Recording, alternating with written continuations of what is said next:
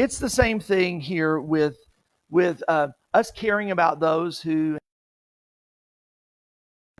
It's that we care about them as a person, and that we're committed. We're making a decision, a commitment to go to the ends of the earth to do whatever it takes in order for them to have health.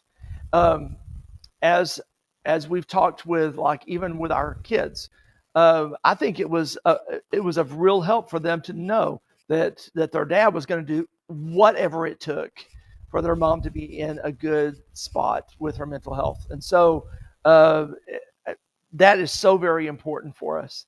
I think we're still right now trying to get feed, our live feed back up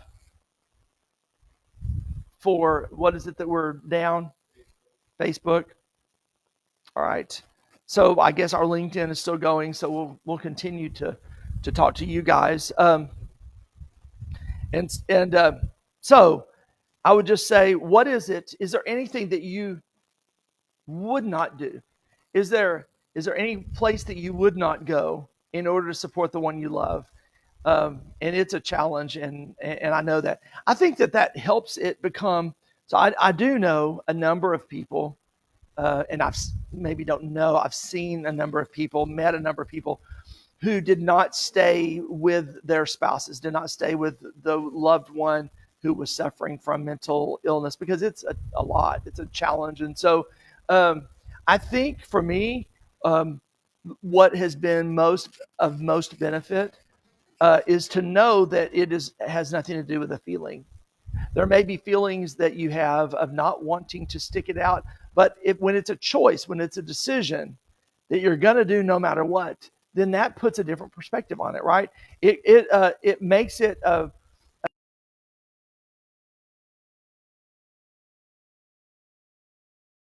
wherever you need to go, or spend whatever you need to spend in order for the one that you love to be healthy again, or have some level of mental health. And so that is so very important for those of you who are listening, who have someone that you care about who's struggling right now, right? Um, and then for those of you who are actually listening, who are suffering from some kind of mental health challenge, then I want to encourage you that you need to be willing to do whatever it takes. You need to not give up. Don't give up. There's hope. Don't give up, but instead find that next thing. Be involved in support groups with others who have tried other things. And that's where we've seen a lot of the things that we've done has been through my wife's research, but also through just interfacing with other people who have tried things. And so the more you can broaden that group of connections, that group of professional people and peers and family and friends, the more you can broaden that support system, the more you familiar with opportunities, and the more you are able to go outside of the box that you might have decided you wanted to fill, and go into new areas, try new things, experimental things like we have sometimes, right? Um, Let me go back to the board here, see what we've got going on with contributions. Those of you who are just logging in or just watching, we are at $5,470, $5,470 right now, toward our $30,000 goal. So I'd appreciate so much if you would log in northtexasgivingday.org/donate/TXMHR. I'd really appreciate it so much if you would log in right now and make a contribution that would change the lives of those who many times cannot help themselves, who many times need financial assistance, or who need that support system, that support group within their community, things that we're able to help provide, but that we need financial resources to do. So I'd appreciate so much if you'd be willing to do that. We're going to start. Are we going to start a video here pretty soon? Okay. We're going to start a video. The first one is one that is, huh? Oh, okay. This is one called Going to the Moon and Back.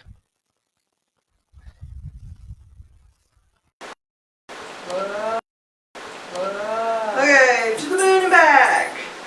So, we're going to the moon and back because sometimes you have to do that to get mental health services.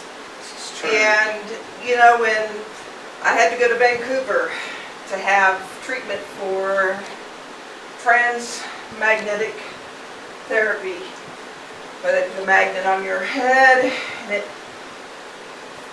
messes with your neurons and stuff like that. And it wasn't FDA approved yet in the United States.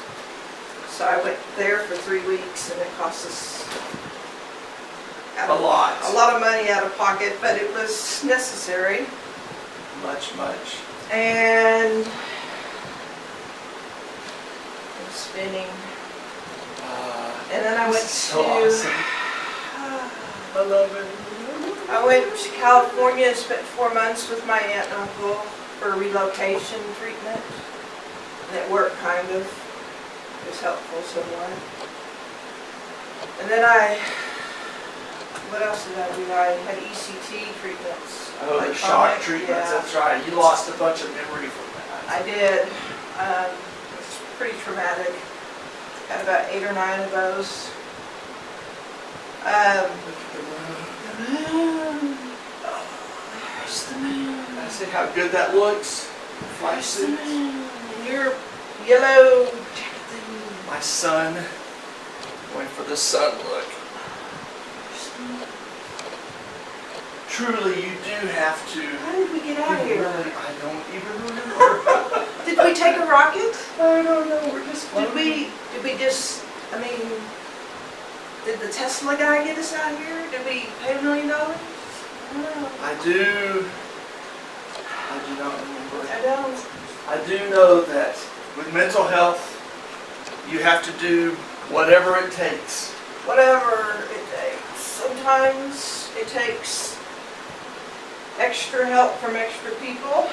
Yes. And sometimes you need a psychiatrist that works with you. I've had one that works with me for 20 years, 20 plus years. Someone who's been willing to put up with me for 20 plus years. That's not easy to find. That's true. And a therapist is even more fun to try to find. Oh my goodness. Yeah, you need to be willing to spend whatever, do whatever, go outside of your comfort zone, go to the moon and back in order to get the treatment that you need. I feel like Mrs. Frizzle with their school buses. You look like Mrs. Frizzle. No problem. Yeah, so I go to my therapist monthly unless I'm having issues. Then I'll go as often as I need to, sometimes once a week, sometimes twice a month, sometimes 3 times a month. Keeps me grounded. See what I did with that there? I do. Yes. Little birdie told me about that one. This is so fun. Woo! Mental health, not so much. Not so much. Not so much fun. The whole fun. No. I firmly believe that you should go to the moon and back. Do whatever you have to do to get healthy mental.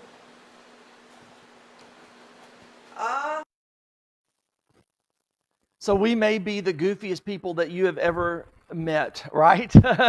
But I just have to say that that we do have fun, and we want to make it light without taking it lightly, without taking the topic lightly. We like to have fun and enjoy ourselves. And so what I hope you got out of that is that you need to be willing to do literally whatever it takes in order to either yourself get well or to have that person that you love get to a place of mental health. And so I hope that encourages you to do whatever. I'll just say that my wife is here because we've tried some of those things. And it may be that some of them didn't work well, but it got us through. It got us through a period of time in order for us to get to the next thing. And so we'll talk a little bit later about suicide. We're going to be pretty open about that. But I just want to say that she has had multiple attempts herself, and some of those times, the darkest times, have we've been able to deal with because of procedures, places, therapies, whatever that got her to the next level to be able to live. And so I'm just suggesting that you try literally whatever it takes. I think, I don't know how much she talked to you about, but she's done things like I think it was on the video. For a period of time, she went, I think for 4 months, several months, and lived out of state in California with extended family.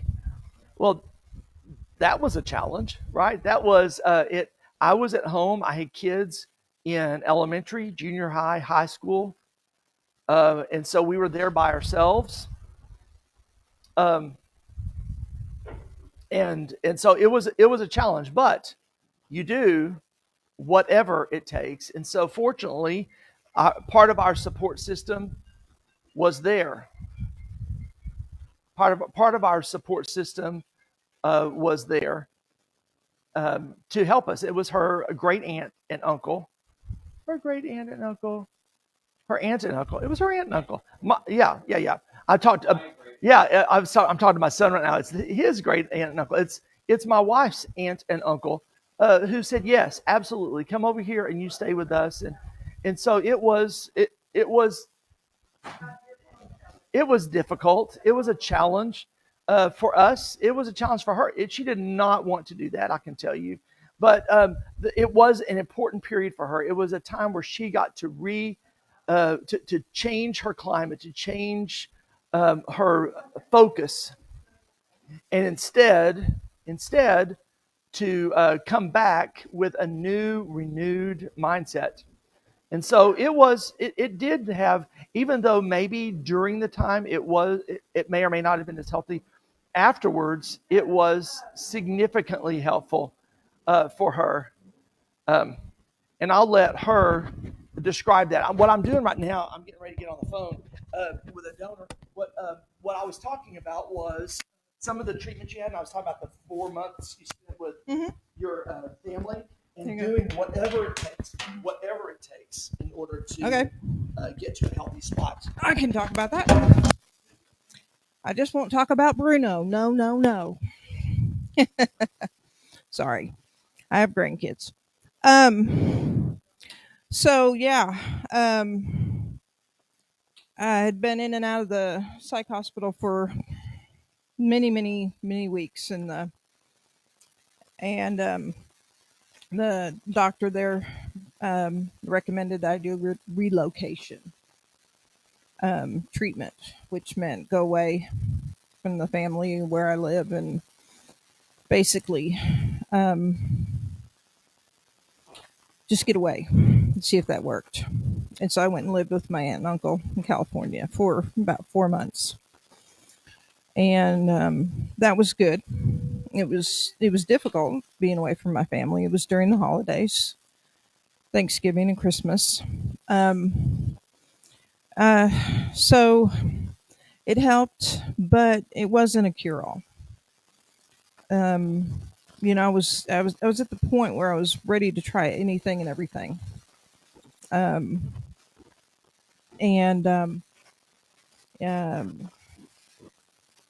I also did had a vagal nerve stimulator implanted through UT Southwestern Medical Center through a depression study. So they implanted it for free.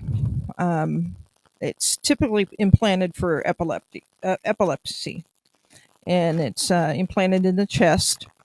It has a lead wire that goes to the vagal nerve, which stimulates the part of the brain that the emotions and stuff, um, that area. I'm not an expert on it, but so basically it would send an electrical charge every 5 minutes, I guess. And so it required a battery. Battery lasted about 6 years. But as all batteries do, they stop working. And so the study, unfortunately, didn't pass. 20% of the participants positive reaction to it. And I was one of the 20%. And so they didn't get it funded and didn't pass FDA approval. And so story goes that I couldn't get a new battery unless I paid to have it put in. And I didn't have 20 some odd $1,000 laying around to pay for a surgical suite and a doctor. So I have an implant sitting in my chest that doesn't work.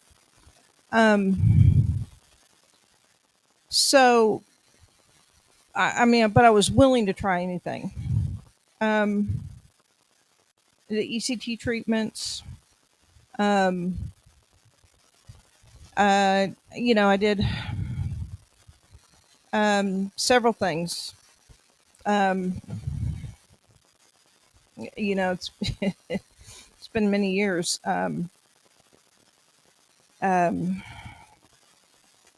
Horse therapy. Uh, um, if it was legit, I was game. So be on the lookout for. I was on the lookout for things, and I would go to the moon and back basically to find things. Canada, spent 3 weeks there doing the transmagnetic therapy, which now is FDA approved in the United States and it's very effective. I have not tried the ketamine treatments.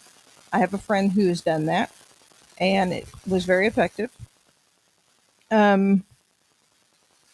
So it's an option if things do get bad again. I can do that. There's always things on the horizon. Fortunately, there's always things that they're looking at. So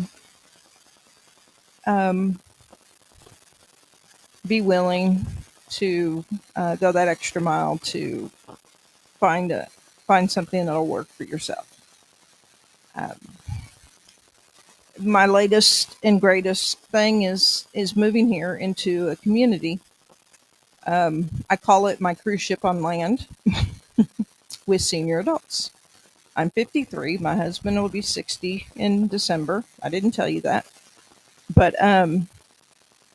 when we moved from Longview and being isolated out there away from family and friends, it took a toll on me.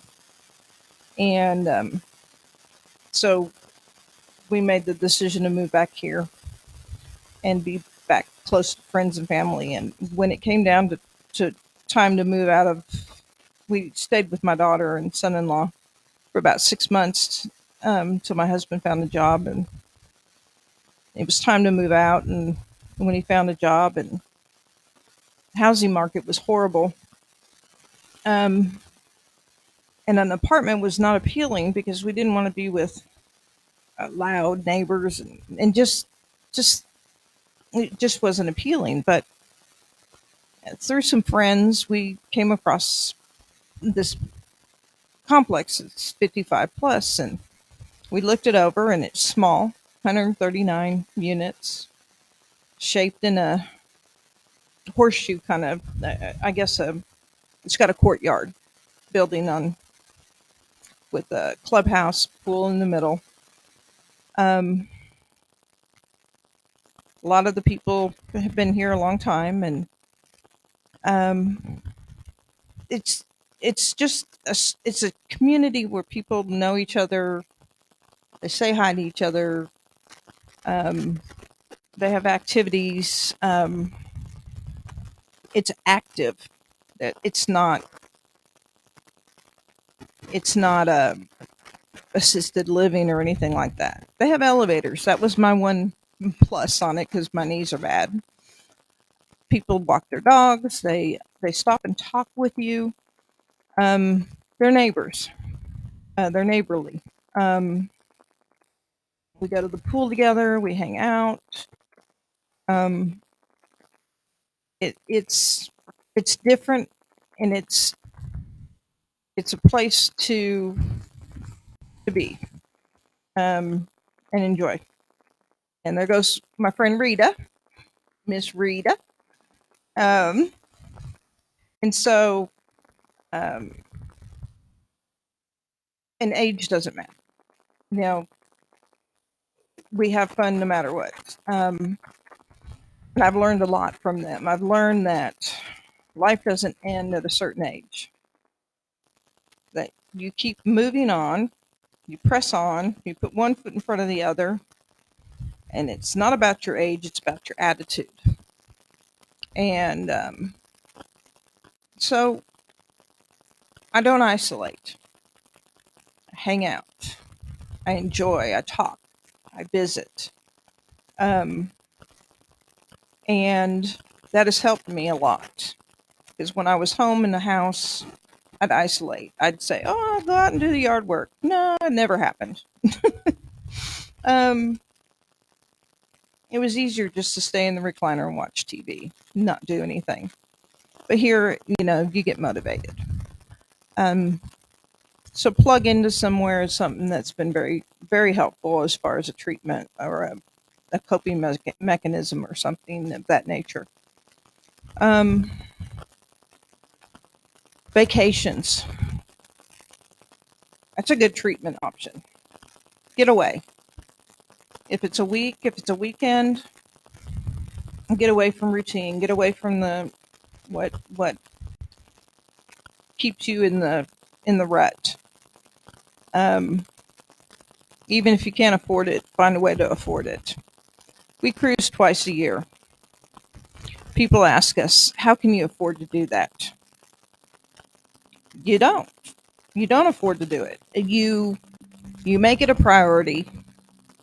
You don't do certain things. You budget. Cruising really isn't that expensive. We don't cruise luxury lines. We do things.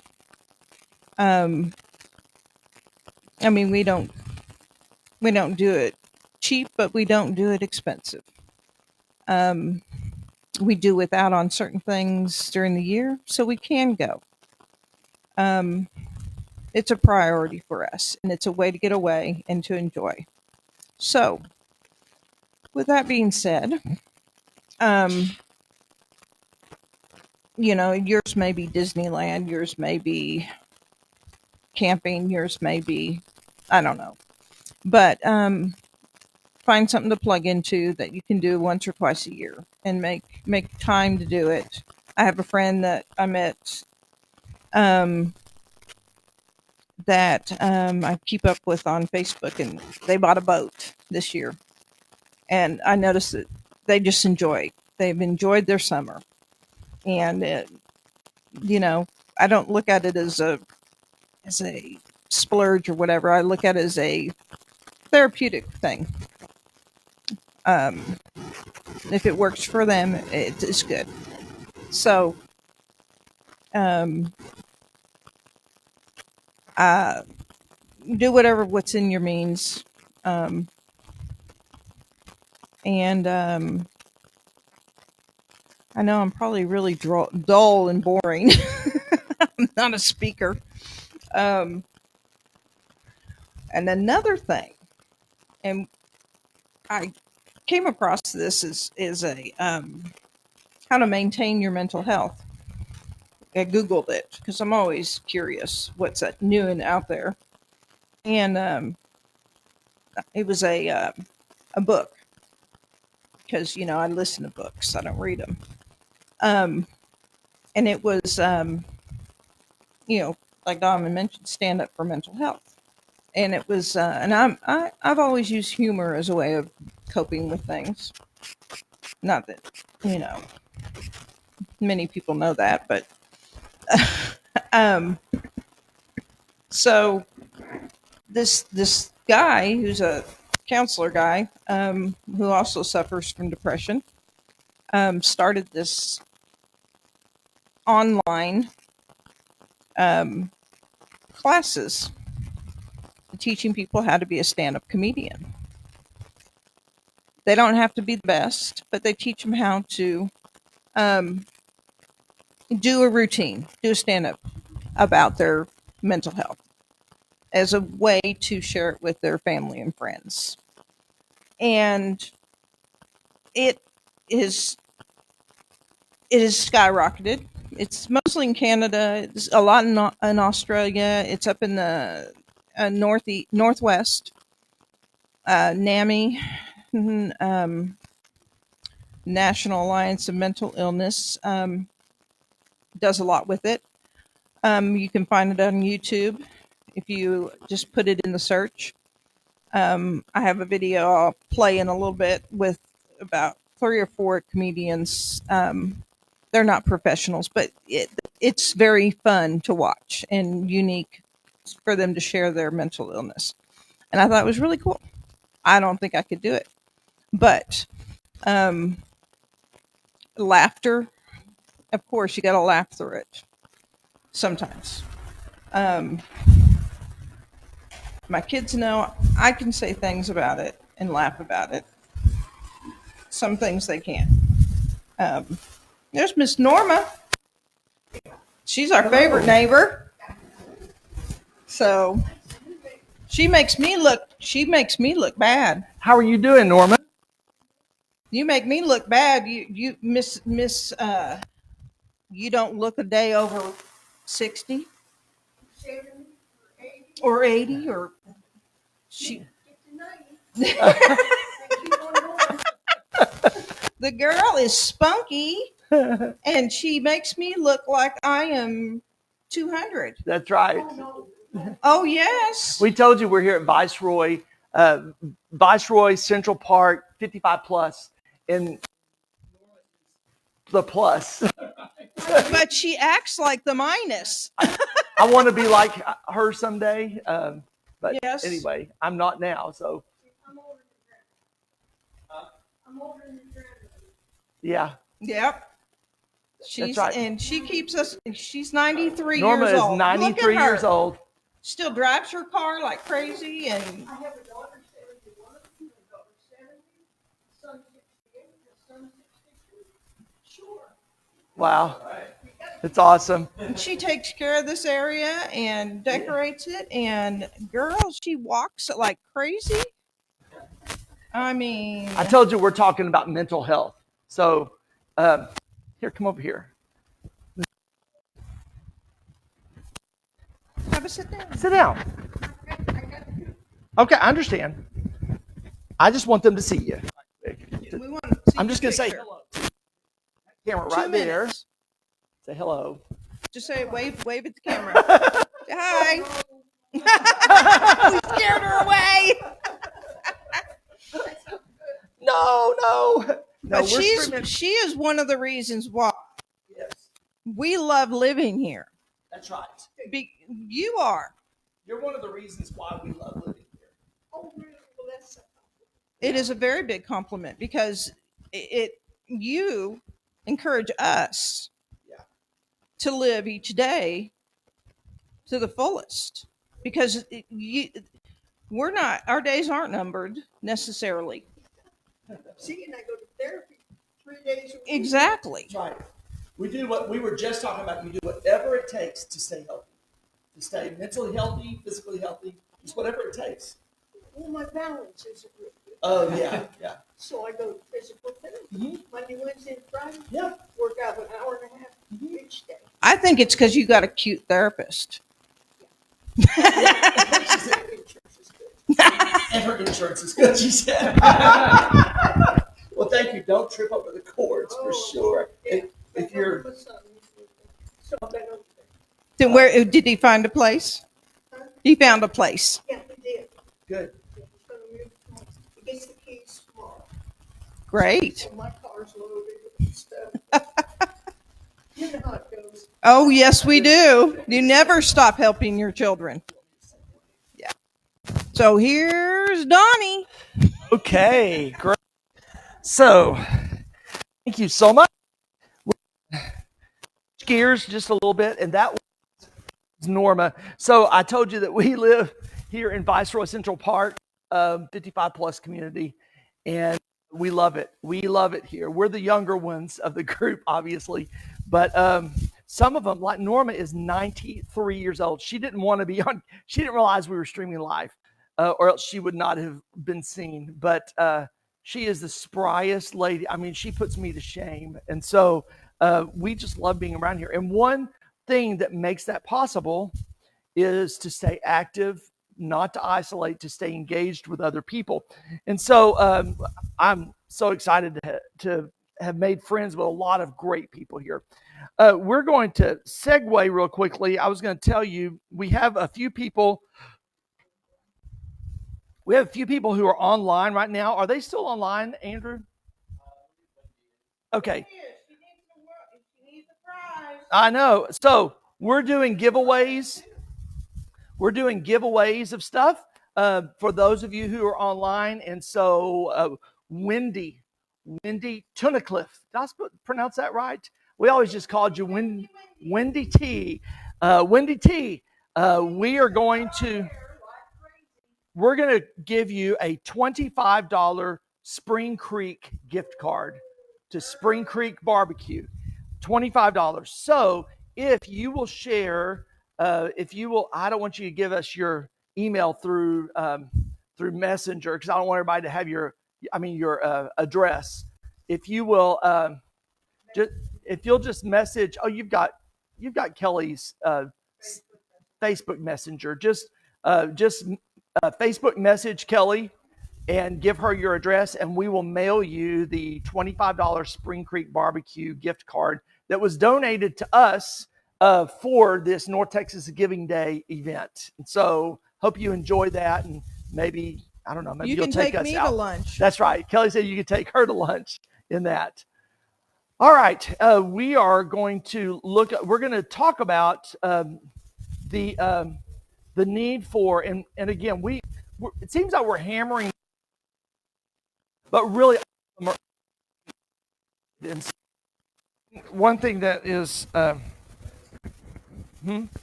okay. One thing that's important is a support system. You keep hearing us say that, and that's because it's one of the most important things.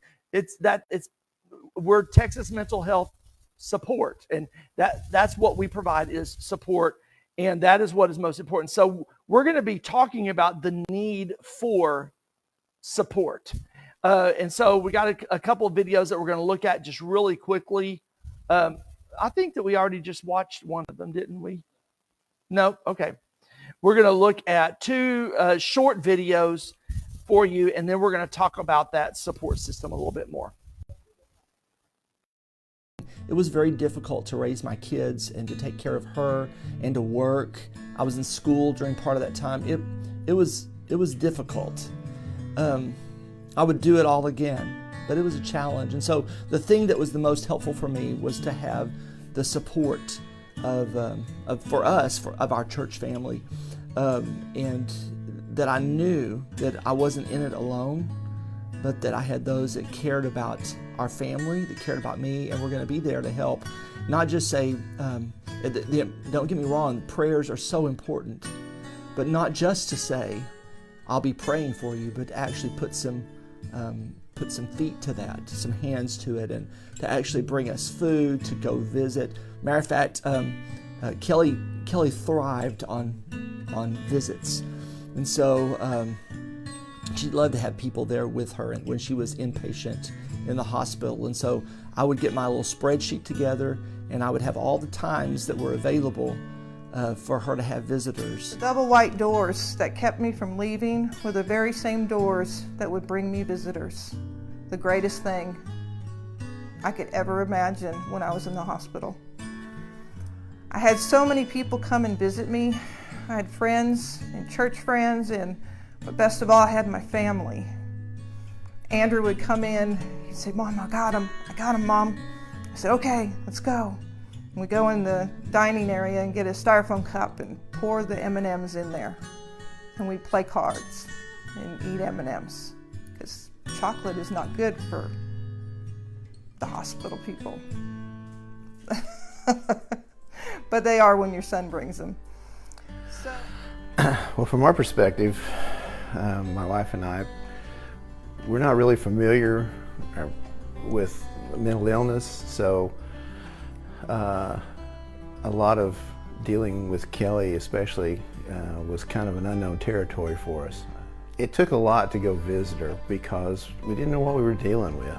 And it's pretty scary when you go into an area of the hospital that's, locked doors and all these things that you're not really used to. But it was a necessary thing really for us as much as it was for her. I mean, we needed to see her, we needed to see what the environment that she was in, but also we needed to see what she was going through, I guess. Just being there for somebody is a big deal. The hardest part of having visitors, though, was, especially with my family, was hugging them and saying goodbye and watching that double white doors shut behind them, and I'd be on the other side watching. And I would contact different people in church who loved her and say, "Do you have any of these times when you might be willing to go and visit with her?" And so we would fill up her schedule, and she would tell you that others were a little bit jealous, others who had no one who came, no one to support her. But our church family came out, and they were there for us during those difficult, dark times. So that's important. If you want to know what you can do, be there. Be there and help support and love and care unconditionally.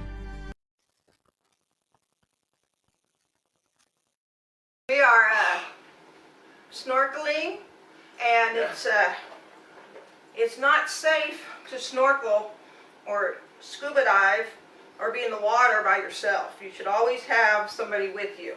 A partner, a team. A partner, a team. So when we go snorkeling in the deep blue waters, we always go together or with somebody else. So same thing when you're dealing with mental health issues. You don't want to go about it by yourself. You want to have somebody with you to help you.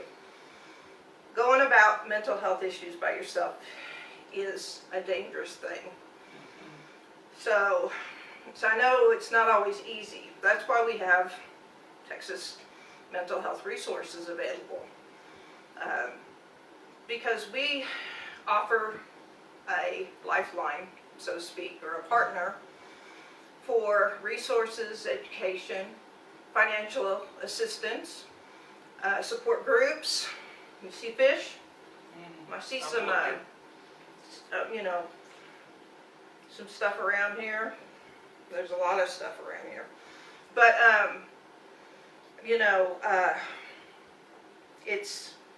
it's important to have a support system and all that, but we offer a lot of different things, and if you just get in touch with us, go to txmhr.org and look at, click on whatever thing that interests you, or fill out or contact us with that, whatever question you might have, by email, Instagram, Facebook,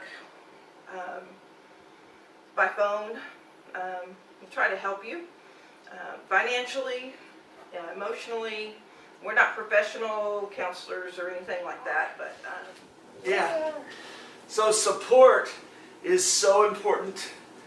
Having a team around you, not diving in on your own.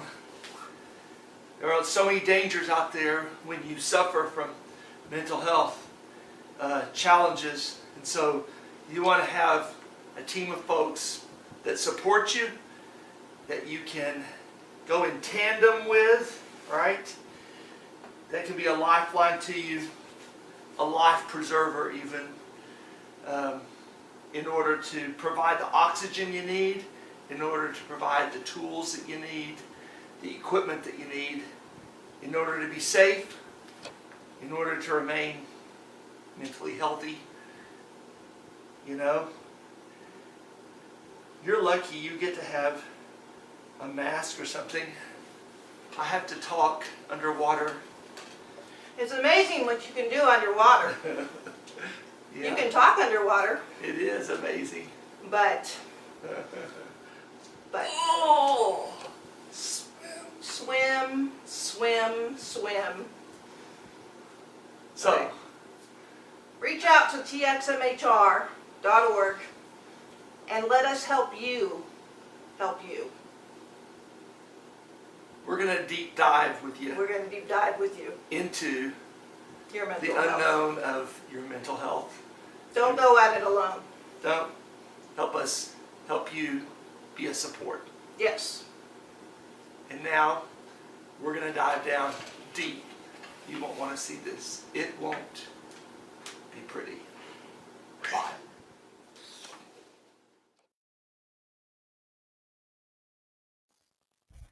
All right. So, do you have the idea yet that if you're having a challenge with mental health, that you need a support system? I think you've heard that dozens of times so far, because it is so important that you have a support system in place. And we were fortunate enough that we had an outpouring of support that surrounded us. It was really helpful for me. Kelly had talked to me early. She posed a question earlier, and we kind of got interrupted with other stuff about how I've gotten through that, how it's affected me as a caregiver or whatever. And honestly, the thing that was most beneficial to me was having a support system in place, having a group of people that I knew understood the situation and that I could be transparent with and not have to put on my everything is cool face and go on. And so people really understood. For us, it was our friends at church, like Curtis and Debbie Rutledge, who were here earlier. A lot of them lived through that with us. And I'll just say, so one thing that, and again, some of this stuff I'm repeating from the videos, but one thing that was helpful for Kelly was she liked to, when she was inpatient, she liked to have visitors. And so, because she already felt isolated enough being out there by herself in the hospital. And so something that was helpful was I would get a spreadsheet. Of course, I'm the geeky, structured accounting, that type of mind nerd. My wife just said nerd person. And so that's how I'm wired. And so I created a spreadsheet with times and dates and when she was going to be in there, and kind of alternated who would be going in to visit her. So she always had visitors. And what's important is that they have visitors that they're comfortable seeing, because sometimes, especially when you're in a difficult mental state, there are certain people that may not be a great fit for you to visit with in that situation. Even though they may love you, it may not be the best fit for that. And so I would piece that together.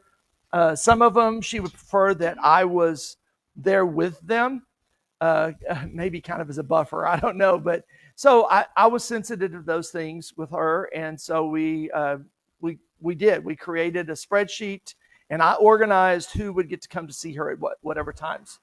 Did you want to say something? I noticed that you came and joined the conversation. No, you're just here? I'm just here. Okay. You're talking about me. I better be here. Not necessarily.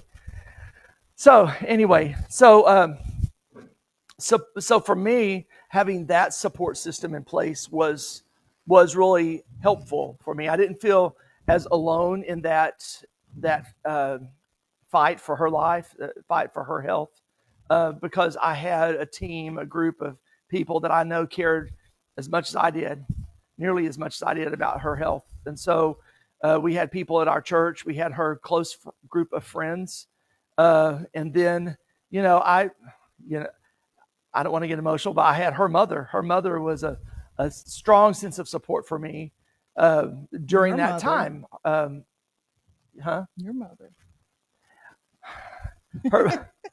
Her mom was important to me. Her mom has since passed away of cancer, but we were very close, and she understood. And I tell you, there is no better place to be than for your son-in-law, daughter-in-law, or whatever to love your child so much that they go through a lot of stuff for them.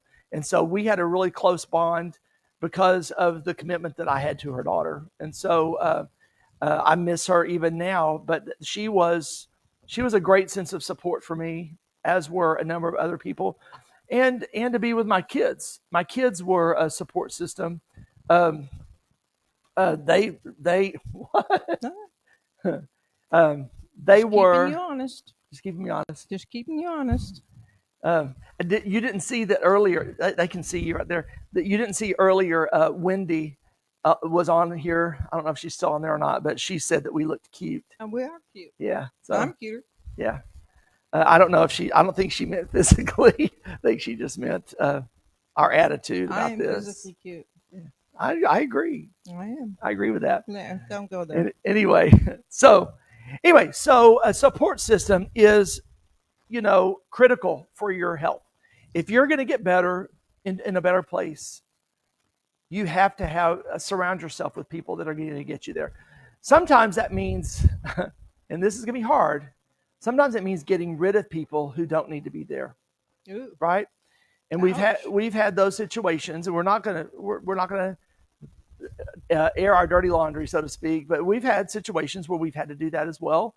And you may have those people who are toxic in your life that are just that you need to not be around because it's not good for your mental health. And if that's the case, it's a difficult decision. It's a difficult decision to make, and difficult to move forward, but you got to do it. So as important as it is, you need to get the as Jim Collins would say, good to great. You need to get the wrong people off the bus, the right people on the bus. And that's what's important, to have that support system surrounding you. Because you need to keep the wheels on the bus going round And round. You need the wheels on the bus to go round and round. See how we think differently? That was not on my radar whatsoever. Yeah, that's a Rhett song. Yeah, it is. Our Our grandkids. grandson Rhett. So it is important for you to have that support. Who is that support for you? So I want you to think about that for a minute. If you are logged in or you're watching this later on and you're the one that is challenged with mental health, I want you to ask yourself, who is my immediate person? Who's your one person that you know you can go to, who loves you no matter what, who's going to take care of you no matter what, is going to be there no matter what? Who's that person? And Who loves me out and there? beyond- Who loves me? And beyond that, Come on, speak up. Who loves me?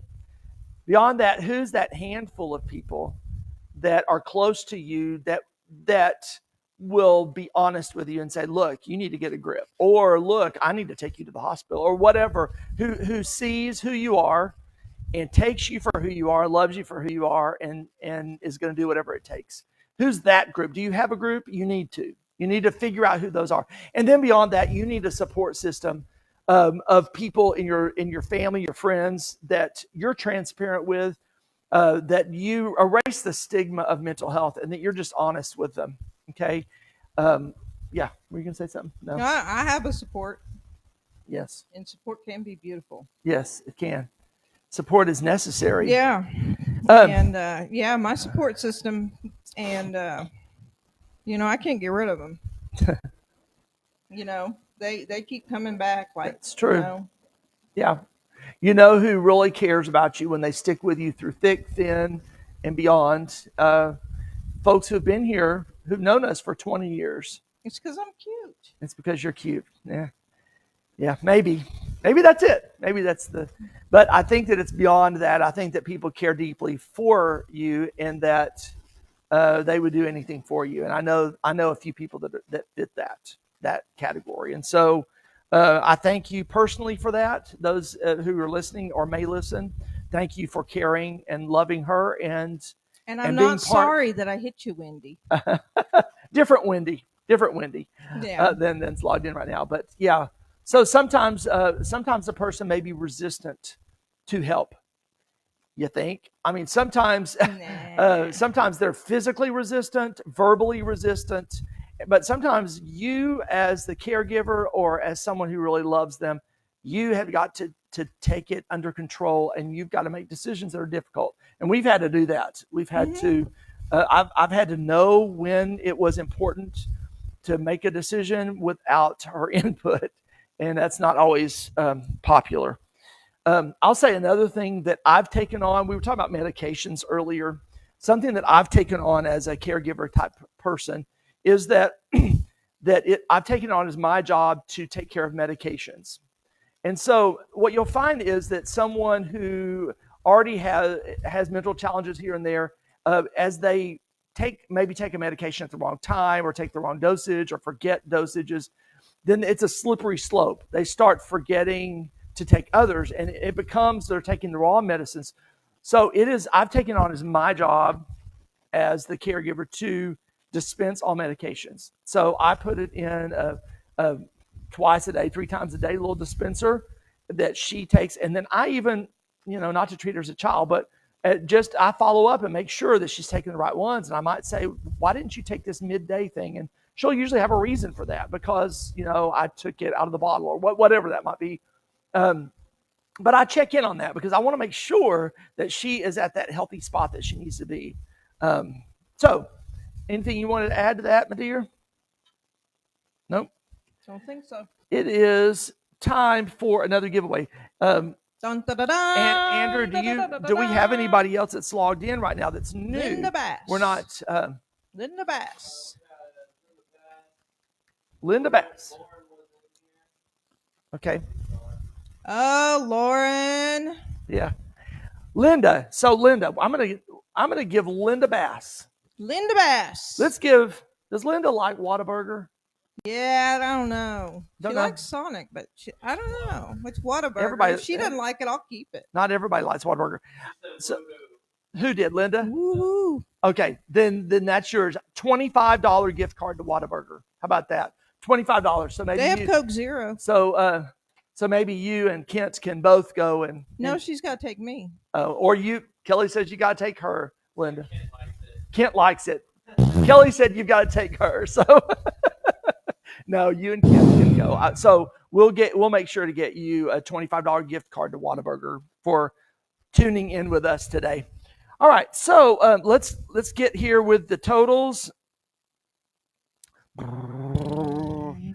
All right, we're stuck at this number. We're at $5,470. $5,470. Right at 5,500, and so we need. We've had Okay, we need a pledge because $200 or I'm going to sing. Oh no, we don't want to do that. I mean, I will sing I Love You Truly. Yeah, no. My own rendition. Believe me, it's worth it. The contributions need to come in right now because we need to forego this. I Love Lucy style. Yeah, no, we truly do need your help. Our goal today is to raise $30,000 to kick off our new year of 2023. Trying to place 50 support groups in cities around the state of Texas, and in order to also provide financial resources for so many people who need help with their medications and with mental health doctors and treatments and facilities and stuff like that. So we do your financial help would be much appreciated, much used, and we need to get up to that $30,000 mark. Right now we're right at 5,500. And so please, if you're at a company, and I've said this before, if you're at a company and you're a decision maker, you're an influencer of that company, I would really appreciate if you would consider partnering with us with a corporate sponsorship, a corporate donation of maybe a larger amount. Maybe it's in the thousands that would help us get toward that mark. So I would really appreciate that so much if you would consider it. And I know the names and numbers for several pawn shops around the neighborhood. If that'll help. No. Always someone to bring some light to the situation, right? All right. Let's talk about, and I just mentioned support groups. In about 5 minutes, we got Ken and Sharon will be coming up. Oh, good. Okay. Ken and Sharon. So Ken and Sharon are residents here at Viceroy Central Park 55 plus community. He has served in the military. He is in a wheelchair. So we're going to have to rearrange this just a little bit for him. We'll probably just pull that chair out. And they came to our support group. they did. So we started, I've mentioned that we started a support group here, a senior edition of Soul Survivors support groups that we started here, matter of fact, this week. And it's for folks who are 55 and above. If you're in the Grand Prairie area, if you're in the North Texas area, we'd love for you to come here at Viceroy Central Park in Grand Prairie. And it's on the first and third Tuesday of each month from 6 to 7 p.m. And so we would love for you to join us then. It's not the second and fourth, that's the first and third. Yeah, it's the first and third Okay. Tuesday of every month. Okay. And it's at 6 o'clock in Yeah. the grand room, and the focus is not about having a mental illness. It's Right. about maintaining mental Health. Yeah. And that's true. That's as important. I mean, a lot of times most of the conversation that we've had today is about mental illness. How do you help someone who is struggling with mental illness?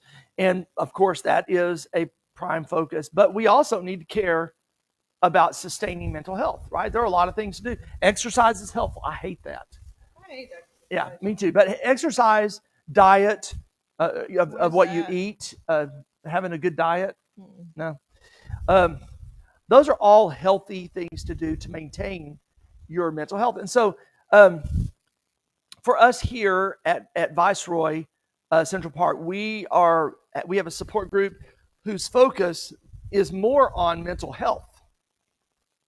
The most important thing for seniors is to avoid isolation. The tendency, many of these folks, many of them are widows. They live alone, and it's easy to fall into the trap of isolating, being at home by yourself, and just staying there. And so the goal that we have at Texas Mental Health Resources is to get them out of their apartment, to get them active, to get them line dancing. That's what we did for the end of the year bash. Mm-hmm. We had a DJ out here. We had some of these seniors out here line dancing. That's right. To music and everything. And so staying healthy is important. And so that's what we're doing here with them. And so Ken and his wife are going to be here, and they're going to talk to us just for a little bit about.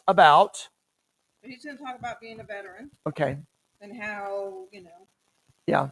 It affects your mental health, and then he also has been has dealt with a lot of chronic health issues. Yeah.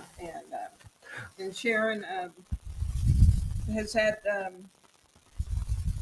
to deal with family members that have had some mental issues, and then has found out through learning about that how to deal with them. But she has some issues that she didn't realize, and that she's been addressing. And so good.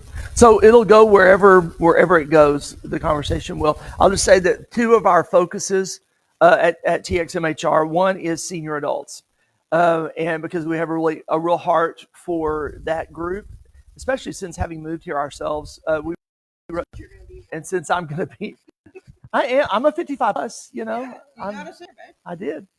But I have a renewed heart for senior adults. And so we really do care. And so that's one of our focuses. So if you go to our website, txmhr.org, you'll see that we have a link there for senior adults.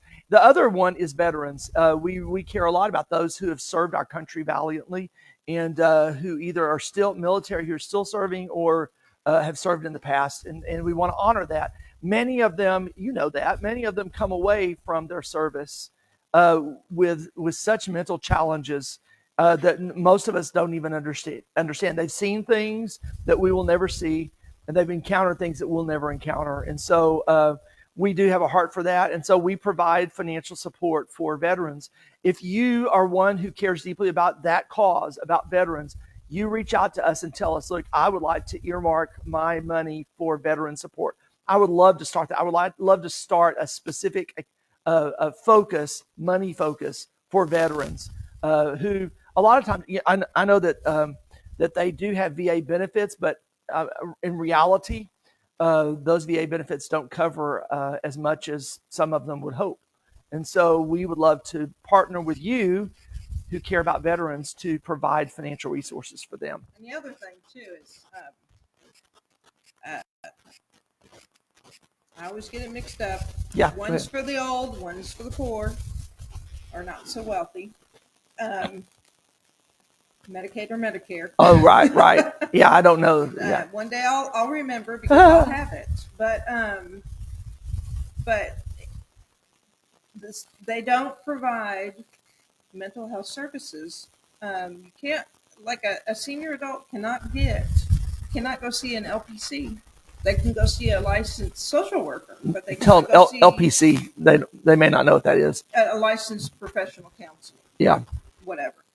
But they can go see a licensed social worker. Yeah. Because they don't recognize the need. They don't recognize mental health because there's a fine line between dementia and all those things. It's hard to differentiate, they say. Yeah. But if you were diagnosed with a mental illness prior to aging out to being in the senior medical insurance, you should be able to continue to get the benefits. Yeah. But they don't see it that way. One in 5 senior adults suffer from a mental illness. Yeah. And many of those, I know many here, there's some here that have money. I mean, who are widows, their husbands left them well, but many are on very, very fixed incomes. And so Mine's not dead and I'm on a fixed income. any kind of cost for medications or whatever, if Medicare or Medicaid are not going to help with those, they just won't be able to take care of it. So we really want to care about that and to provide financial resources for our seniors. And so that's one of our emphases. So when Ken gets here, we're going to talk to him about veterans and Sharon. and Sharon, and they will represent also our senior community. We represent our senior community, but I just have to say we're kind of at the lower end of that community. We saw Norma just a little bit ago. Yeah. We have them. We're the youngsters. Yeah. Makes you feel good, right? We're not a peep yet. Yeah. You just surround yourself with older people. It makes you feel really young. So that's our goal, right? In life. Whenever they say, I graduated high school in 1969, I say, well, that's the year I was born. Yeah. That doesn't go over real well. And they say, shut up, Kelly. Yeah. So we love these folks so much here. And gosh, I wish we could get Cheryl in the manager here to come up here and say hello, but I don't know if we'll be able to pull that off. But they are so supportive of Texas Mental Health Resources here, and likewise, we're very supportive of them. I feel like I need to sing a song with this microphone. No, please don't. I won't. Let's please, people, get the money coming in here. So, all right. So are they coming soon? It's 2:46. What time is it supposed to be here? 2:45. 2:45. They're late. Yeah. Sure. So what's coming up here? We're at 2:45. Yes. 22. Is that what you have? Yeah. We're going to do a little video here. Again, a little bit of fun for your afternoon. Viewing pleasure. Yes.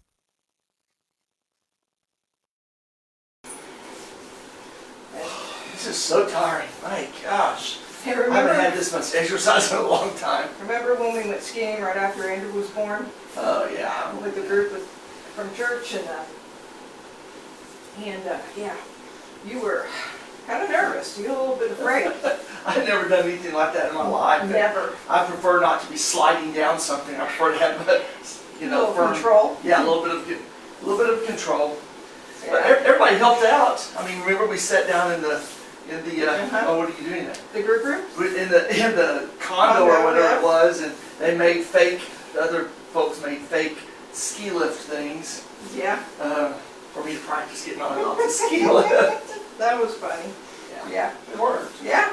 So you had the chairlift all taken care of, and you got up on that bunny hill, Yeah, and I did. we were all standing around, and you had your back to the hill, and you just started going backwards down the hill, and we're all just yelling at you to stop. And Yeah, I couldn't. I tried so hard, but it was just I was going and going and going. I picked up speed. and What are we doing?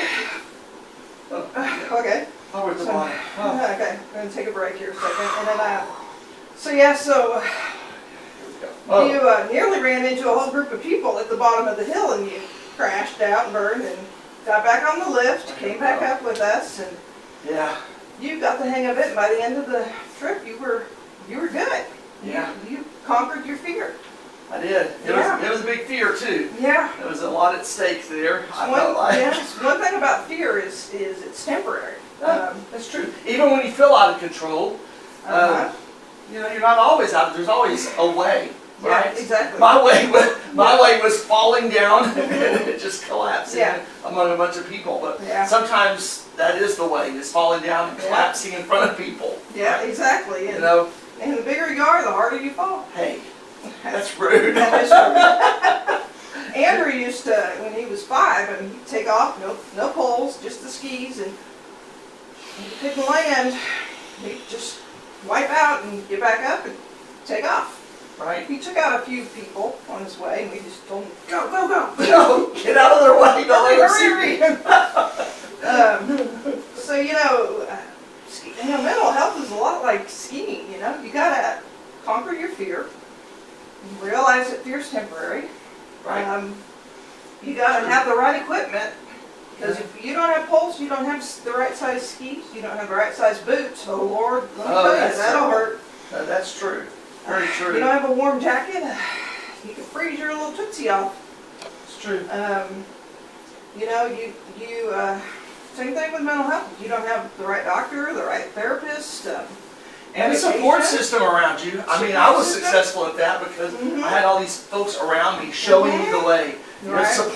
Actually physically supporting me. Right. I mean, they had their arms underneath Right. me trying to. Right? And- Whoa!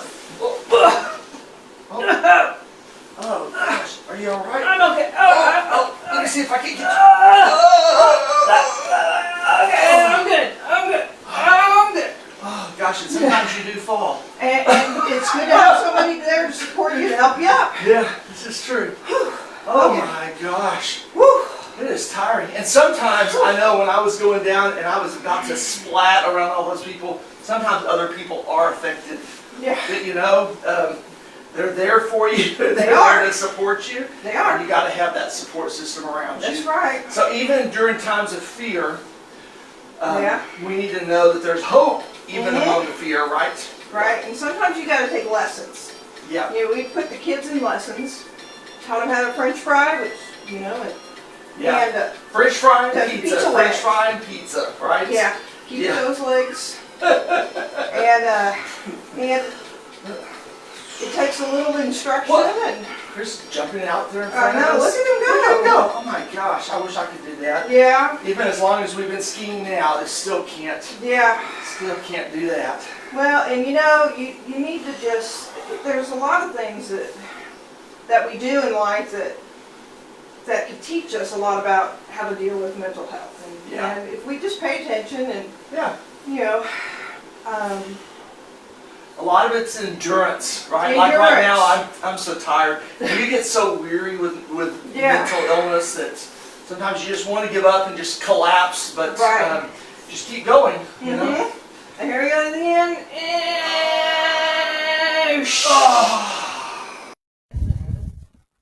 All right. Well, man, I'm out of breath just watching that, aren't you? Aren't we the dumbest people? I mean, not dumb. That's not good. We try to be as lighthearted as possible. Like I said, we don't downplay the importance of mental illness or the significance of it, but we certainly like um, to have fun through it and enjoy what moments we can. And so we don't want to offend anybody by being lighthearted about it. But okay, we're excited to have Sharon and Ken here with us.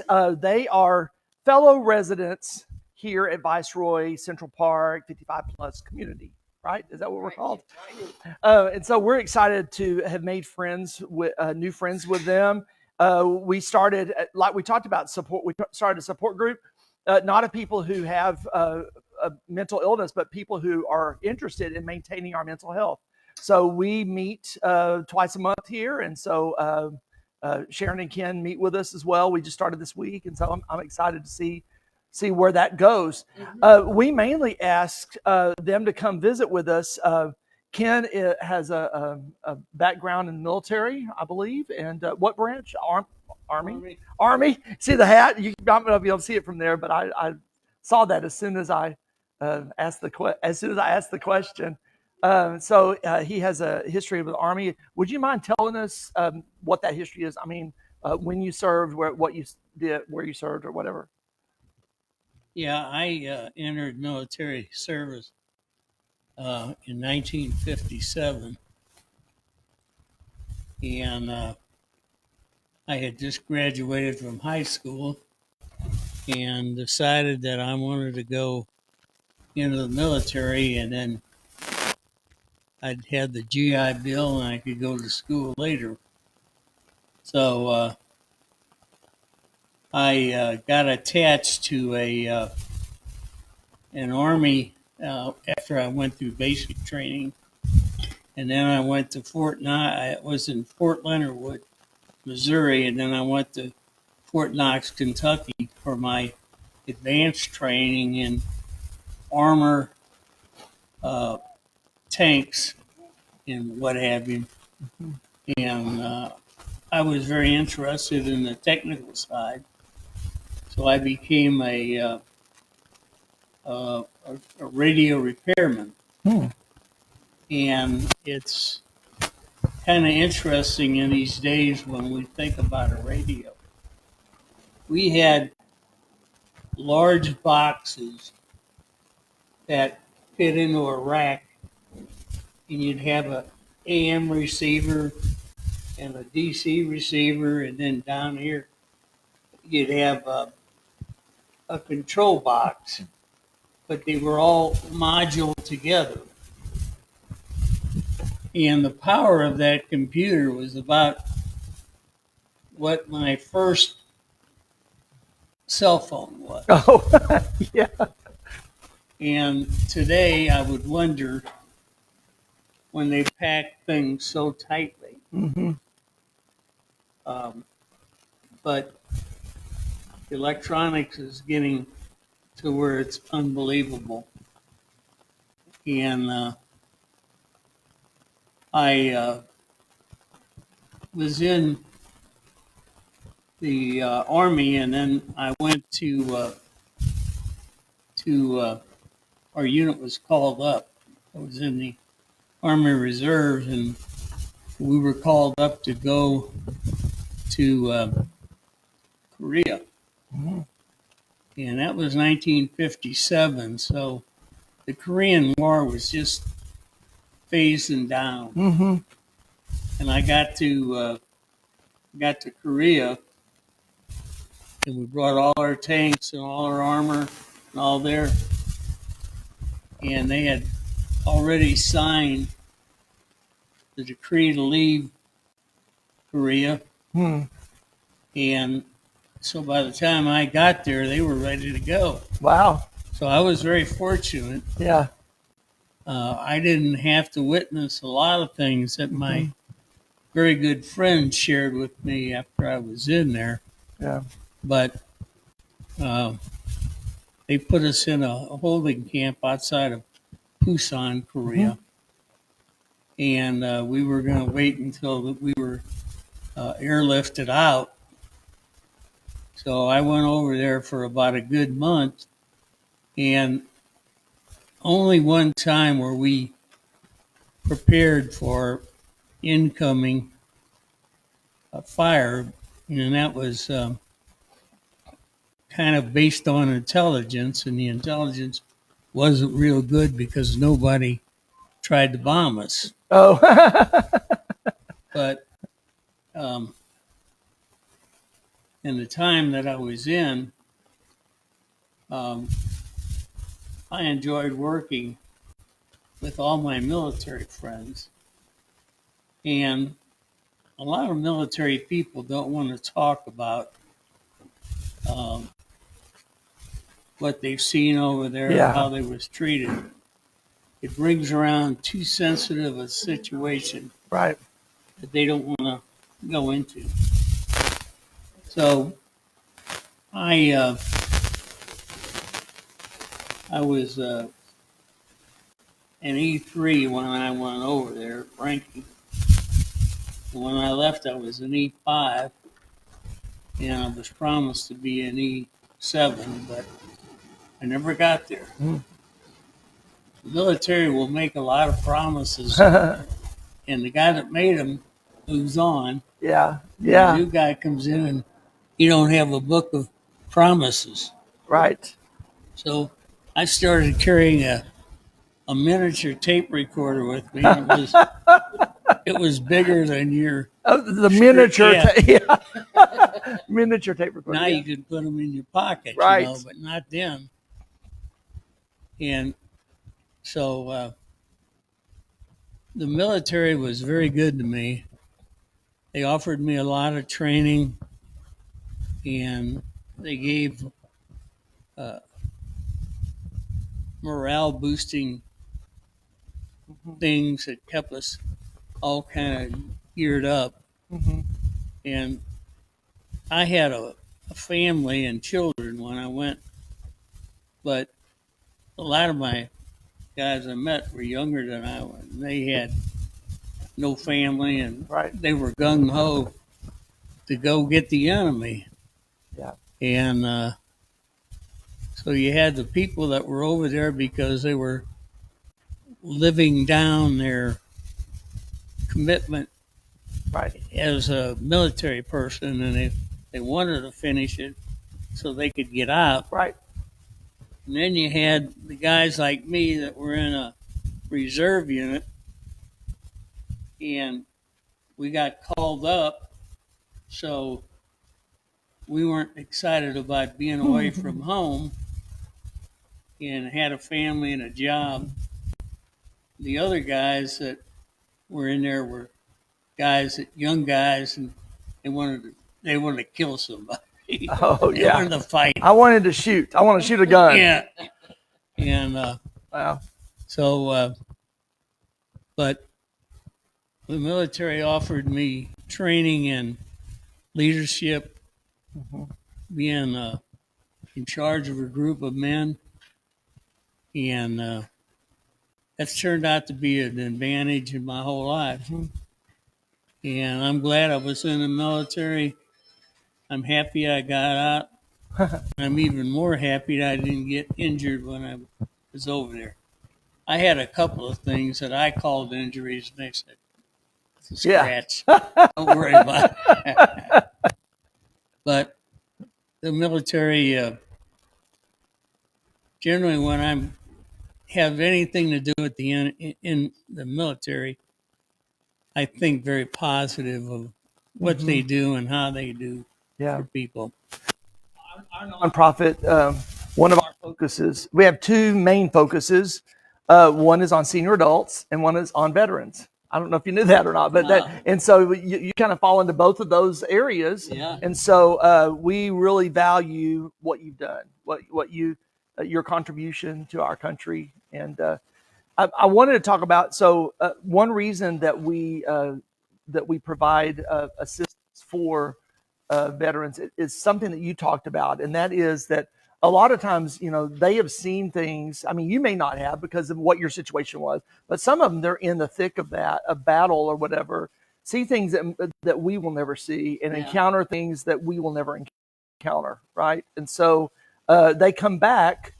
They've been taught to, like, that's just a flesh wound. You don't need to worry about that. They've been taught, or y'all have been taught, to not complain. I mean, but that's how it is. This is how we are. Move forward, Yeah. right? Step in line, move forward.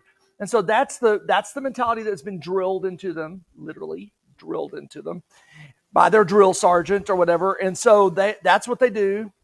And so they get back home with that mindset that everything's fine. I'm not going to complain to anybody, but they have all this baggage with them of what they've seen and what they've encountered, what they've done. And so even though you may not have experienced some of that yourself, what do you think? I mean, you've been friends with a lot of people who have. What are your thoughts about that? Well, my close friends that share with me, and it's usually after a couple of alcoholic beverages, we get tongue free Yes, I understand. and we start talking about things. But this guy was a guy that I roomed with in the barracks, and he and I talked a lot. And as you go through life, you forget the names of some people. Yeah. But I won't forget this guy. His name was John Diamond. And John was from Moline, Illinois. Mm. And John was right off the farm. Never been in school, never went to service. But he told me about being in a foxhole shelter with his buddy, and they were getting shelled all the time. And he told the buddy, my friend told his buddy, he said, I gotta go take a pee, I'll be right back. So while he went to take a pee, a mortar hit real close to this guy, and it destroyed him. And he got back there, and he tried to do all the things he could do to come out of it and help the guy. But he said, he was thrown a body bag by somebody, and he said, I can remember looking for the guy's shoes. I want to put them in the body bag, and he threw them in there. And well, I got the right sock. Where's the left? And he went on, and he said, he's talking to the guy, and the guy's dead. Yeah. And he said that this is something that he couldn't tell to his wife, his kids. Right. He said, Right. he says, because I don't want to tell my kids a story and be crying. Right. And he said, when you think about these things, it makes you cry. And so, but I've had other people tell me similar stories about going into a farmhouse, kicking open the door, and firing, and find out that there was just family. And Oh, yeah. and he said, and when we got out of Korean War, everybody called us baby killers. Yes. We were baby killers. Yeah. Well, I don't know if I ever killed one or not. Yeah. But I know some of the guys that would Yeah. cry at night because of what they saw. And when they get back to, Yeah. there's a transition back to civil life that you don't want to talk about or think about. Yeah. So how do you live through that? How do you get through? I mean, they come back, they have to get a civilian job, they have to get a whatever, a lot of them. How do you just go about your business with your family? Everybody's heard about PTSD. Yes. And back in the time I went, they didn't even know what that was. Right. But we had a bunch of people suffering from it. That's right. It didn't mean it didn't exist. They just hadn't And named it yet. They would hear a car backfire. Yeah. Or around 4th of July. Yeah. And they would start shaking because it was like, hey, incoming, and you get in the closest shelter you could get incoming. And so that's the difficult part. And then when you come back in, they assign you to a reserve officer who never been Right. in active duty, so they don't know it. They don't understand. They Right. don't understand the pressures on them. But Well, and that's one thing that we do is we provide support groups like this one. I'd love to have a support group.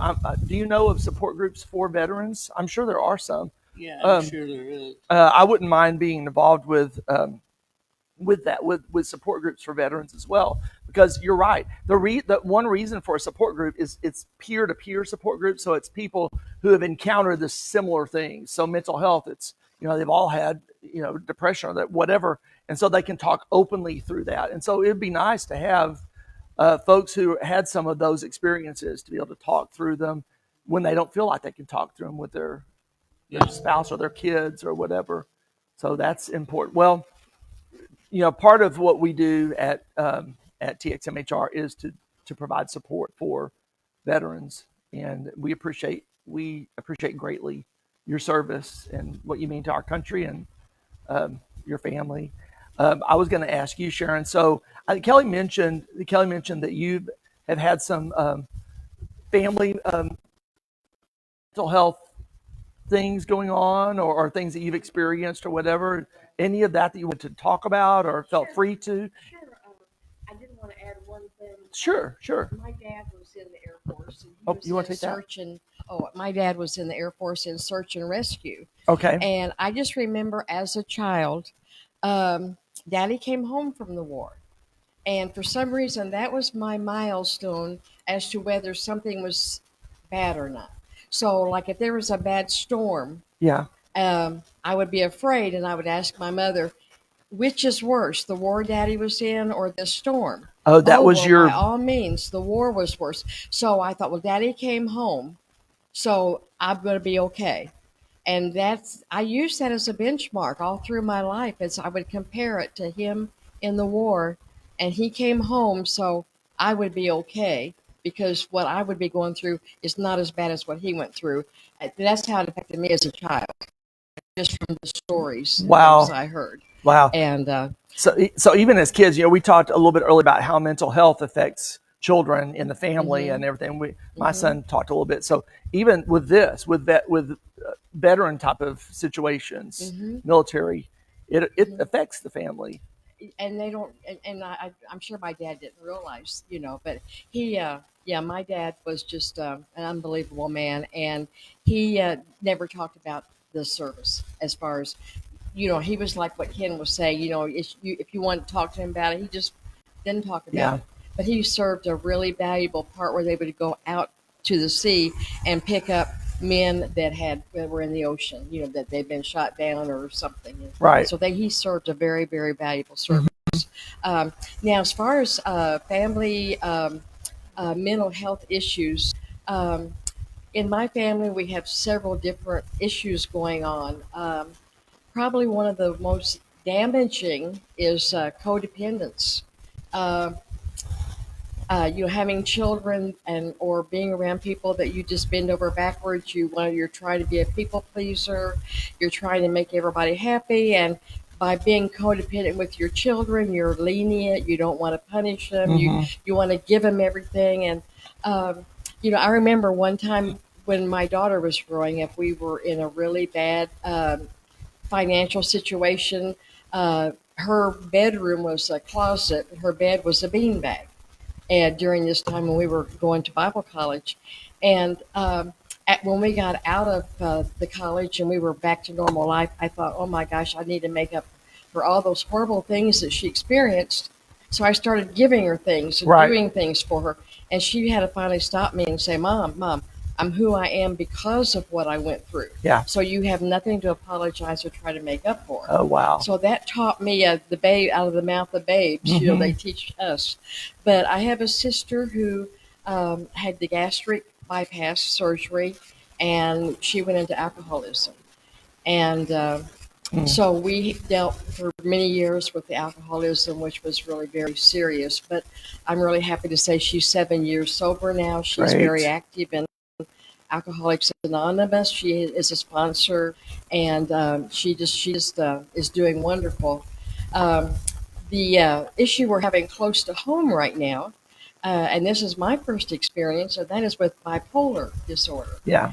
And I have a granddaughter who her other grandmother and an aunt are very, very serious bipolar to the point where they've had to cut all ties. Mm-hmm. There's just, and so now the little granddaughter who's 13 is showing symptoms Mhm. and signs that she is heading in that direction.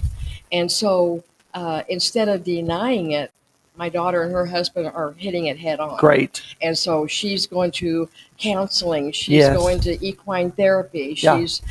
She has a psychiatrist she goes to who's already given her a diagnosis. She's still too young for the bipolar diagnosis, but she does know what her diagnosis is. She knows what to do when she feels something that she's getting ready to make some bad decisions. And so she's also they're getting her a little dog that's for therapy support. Oh, support group, support animal. And so I'm learning a lot about the bipolar Mhm. situation. That it's a chemical Yeah. medical situation. Sometimes people think that. It's all in your head, which yes, maybe it's Literally, I guess it's a a lot of people are in denial. Yeah. And I'm glad to say that my daughter, her husband are hitting it head on. They are, giving her all the help and support she can get. And Ken and I are aware of the situation so that we can be supportive. Yeah. Also. That's helpful. So Kelly has bipolar disorder Yes. as well, Uh-huh. and so we've had a lot of conversation about that on here. So we talked about that. So the bipolar is really, they used to call it manic depression. Yes. It's really mania and depression, and it's a spectrum. It's like a pendulum, and so the goal is to keep. They're always going to swing, but it's to keep the swings small in the middle, like they barely get depressed, and so that's what the medication does. There's always an issue, but you try not to let the pendulum swing too wide, because if there's a big manic session, there's going to be a cratering depression session. Right. And so we try to just keep that as low as possible. And there are things you can do, but I really applaud is your sister? It's my daughter. Which one? Your sister that is raising the daughter with it's it. my daughter. My daughter. Your daughter. It's my daughter, and she's raising Her daughter. granddaughter. Yes. She's raising her daughter.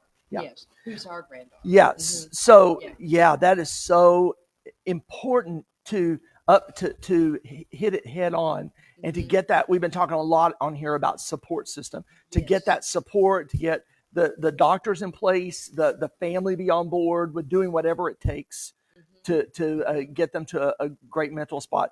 So bipolar disorder is hereditary, strongly hereditary, Yes. and so that's probably why she Exactly. ended with that. Exactly. So that's and the other and her other side of the family are still in denial. Oh yeah. And so they tried to get them to go to counseling. Right. That failed. But also, I wanted to also mention that I have issues with attention deficit, and I'm always constantly interrupting myself. Mm-hmm. And so I had gone to a doctor that gave me some medication, and I didn't notice anything different. But I went to work one day. I started taking it maybe a week or two later. I went to work one day, and one of the girls I worked with says, "Oh, Sharon, are you taking some medication?" And it's like, well, how do you know? Yes, I am, but how do you know? And she said, well, you just told me a story, and you started at the beginning, and you went all the way to the end without interrupting yourself.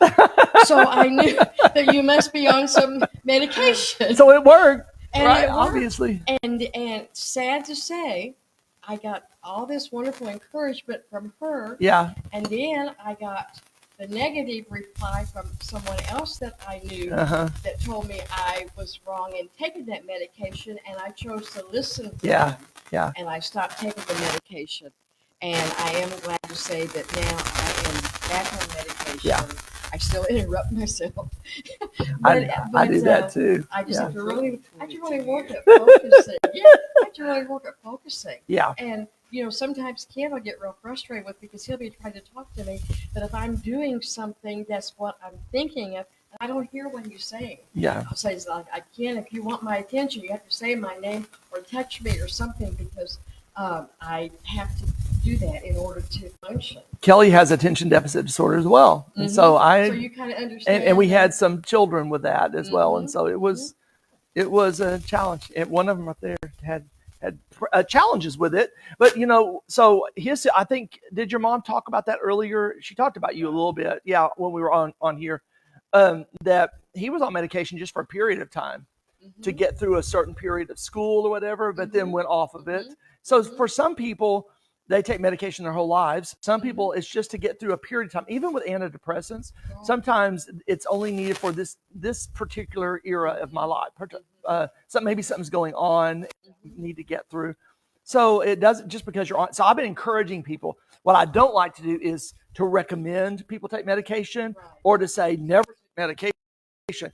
But that needs to be part of the conversation. That is a piece of becoming mentally healthy, is to consider what medications might. Right. And see, being part of with my codependency problem and being a people pleaser, I chose to listen to someone and do what they To please said them. I shouldn't be doing Yes. because I was trying to. It's an ongoing battle. Yeah. But I'm just really thankful that Ken and I have been married 21 years now. And one of the things that's interesting is my first husband was deaf. And so I started learning sign language and working, being around deaf people. And one thing with deaf people, they need that eye contact. Yes. Okay. When I married Ken could hear. Well, hearing people feel very uncomfortable with When eye you're contact. staring at, yeah, right. And so I was the big issue that Ken and I had was the eye contact. And it's like, and it's just really interesting, but he's really worked with it. And, because eye contact is important. Yes. And so it's important that you learn the culture of other people and things that are important to them.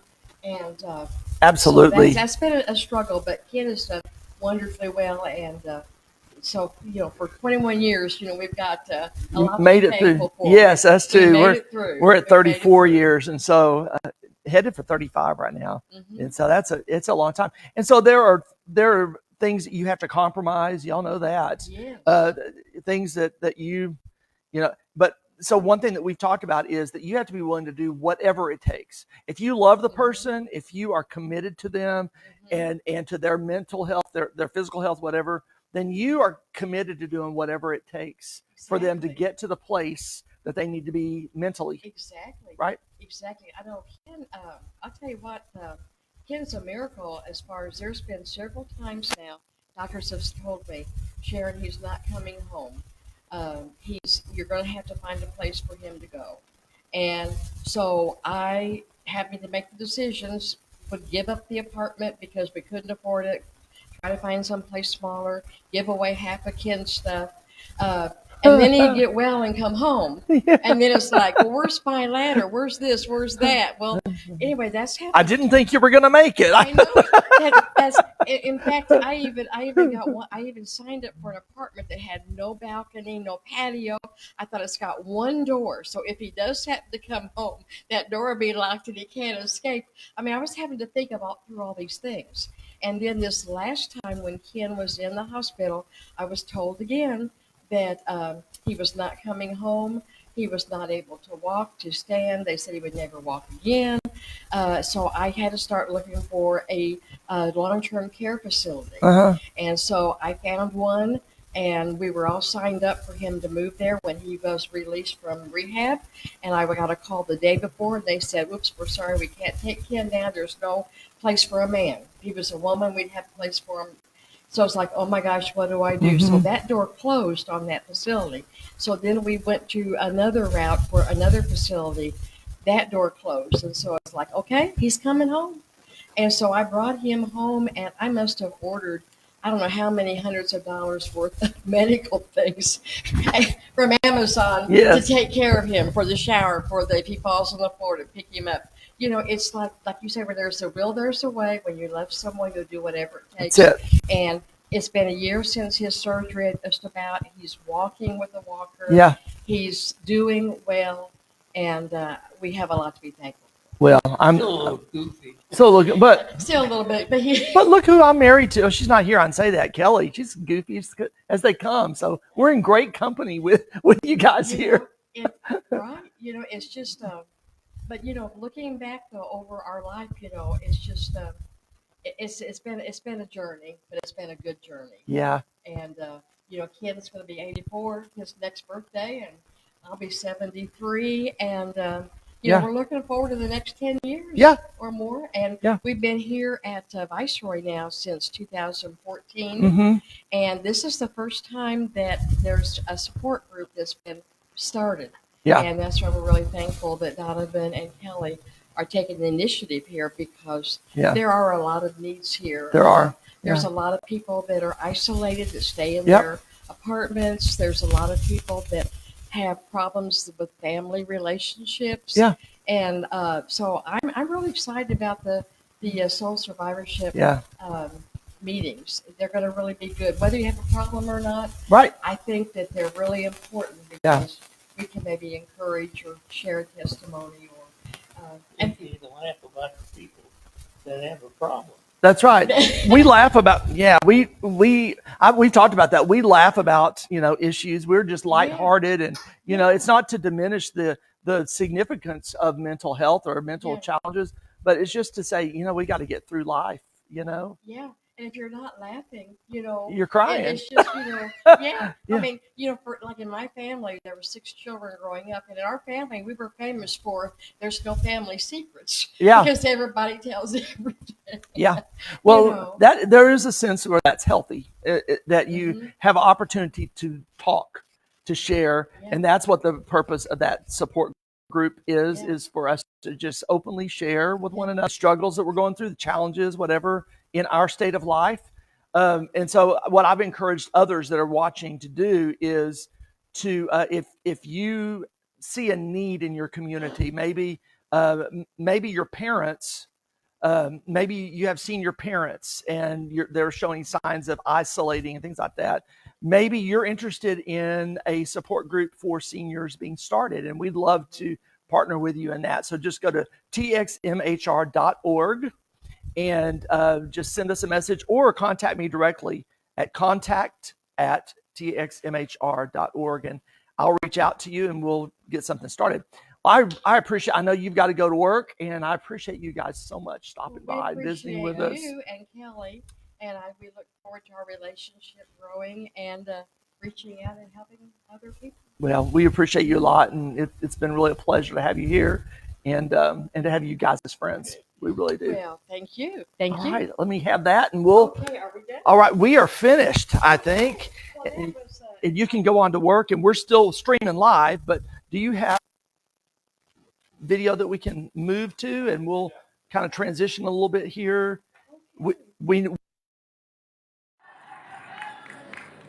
And just to give you an idea of just where the stigma is at these days, they recently put in a new mental health clinic by my house, and I thought, this is wonderful. More people are going to be served, lots of people to help. But there was a residents group. They were outraged by the idea that someone would put a clinic. They were parading around with signs and saying stuff like, these crazy people, they're going to come into our neighborhood and do what? Art therapy? I can just see them attacking pedestrians with macaroni and glue sticks. As a kid, my ADHD was so bad that counseling was suggested, which resulted in years of therapy for my parents and teachers. I once dated identical twins for 6 months. It was only later that I realized I was the same guy who was just bipolar.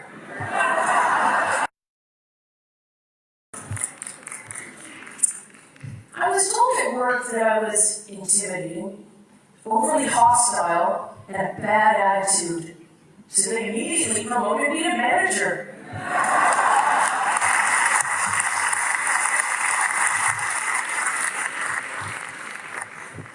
Who knew that these were values that the Department of Motor Vehicle had?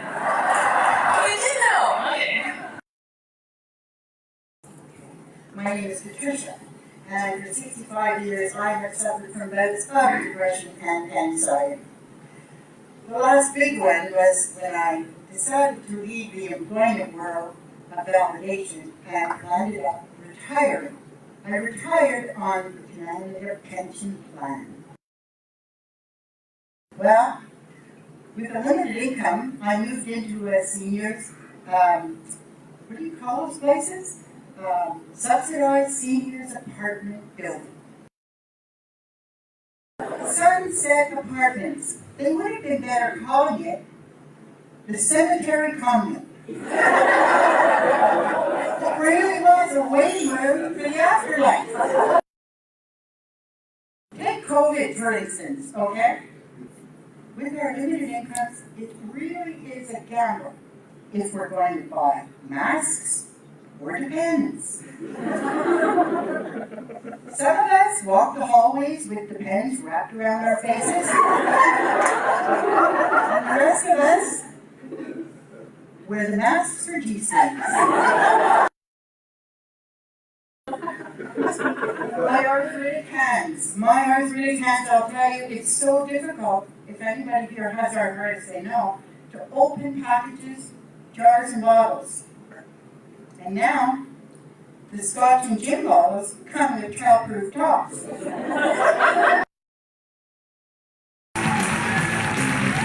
Thank you. You told me 2 years ago that I would be performing stand-up comedy on the stage of the Sydney Town Hall in front of 600 people. I'd say you were crazy. Turns out I was. When I'm manic, I do find it very easy to talk to people. They don't even have to be there.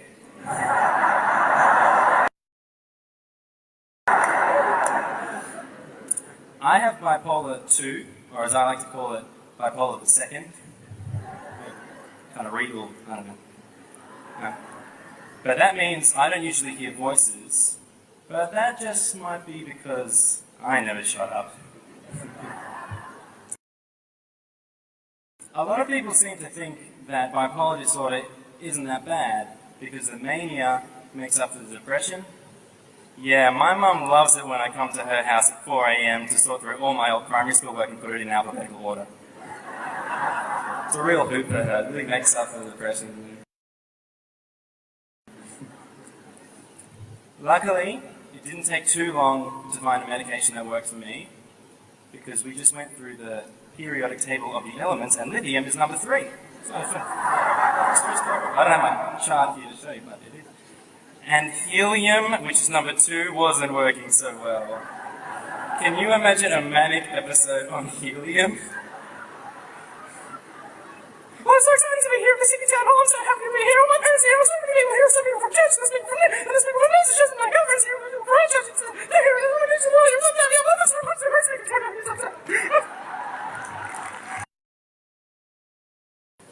No, but now I am committed to my illness. Even when it comes to photography, I take Polaroids. A brilliant program. And halfway through the course, I realized, wow, I'm sleeping less. I'm getting really in a good mood, and this is really creative, and I've got all these great ideas. I'm really stimulated. And then I realized I was just having another episode. I have figured out that it's easier to make mania jokes than depression jokes. I can't put my finger on it, but there's something about depression that seems to really upset people.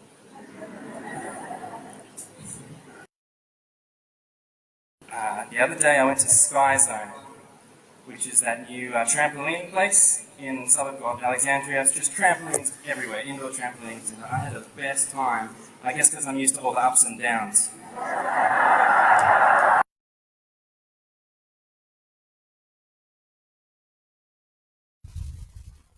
All right, so aren't you? Isn't it great to be able to laugh? And so I do appreciate. We did get the permission.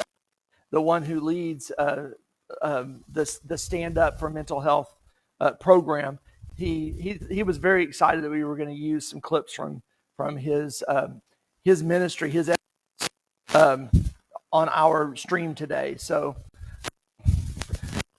I can share some of those things with you, just to say that we make, that we are stay light, that we stay with just a sense of. I think I'm getting a signal that I'm okay, that my microphone's not working well.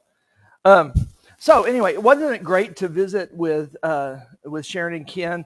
They're wonderful people. You can tell that they really care deeply, and it's been great to get to know them, and we appreciate Ken's service in the military and just their friendship. And so you can see, though, the importance. You could hear in her voice, Sharon's voice, the challenges of family and herself, and the things that they've gone through, the things they've seen other people go through, and you can see that there is such a need for support. And she even voiced the appreciation for the support that we have in the support group here. She said they've been here since 2013, 14, and there's never been a support group like this, a support system for seniors that have been here. So Texas Mental Health Resources is excited to be able to be the first to do that. And we're going to continue to find ways that we can support the seniors here at Viceroy Central Park. And so one important for us to focus maintaining or getting a close set of friends, a close set of accountability friends. And that's different, isn't it? A set of friends who are real with you. Do you have somebody like that in your life? Somebody that will tell you the truth? Does this look good? No, it looks terrible. Or to come up to you and tell you that you're making a really bad decision, right? So do you have that sort of friend, or do you have several of those friends?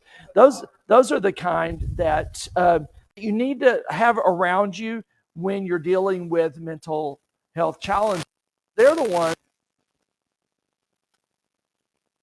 help you to realize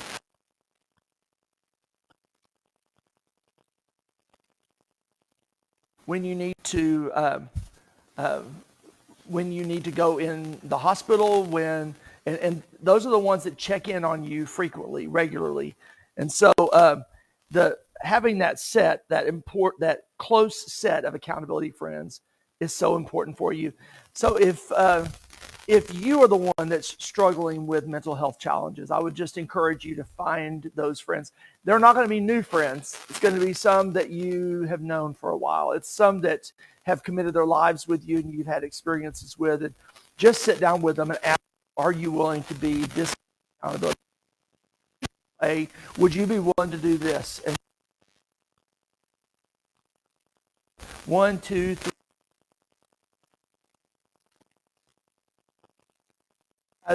That has a friend who is, if you're someone who has a friend who struggles with challenges, I would support to be that accountability friend. Like that. Sometimes it's helpful for that not to be a family member, but to be just a friend. Do you know someone who's struggling? Are you willing to be the friend to that person? The close accountability, get real. Need to erase the, to be open to visit and talk and accept people despite whatever disability, whatever illness that they have. But it's different to be a close accountability friend. Are you willing to be that friend? So I'll just encourage you, if you're in that situation, to consider that. We're going to, matter of fact, I have a video that please friends and how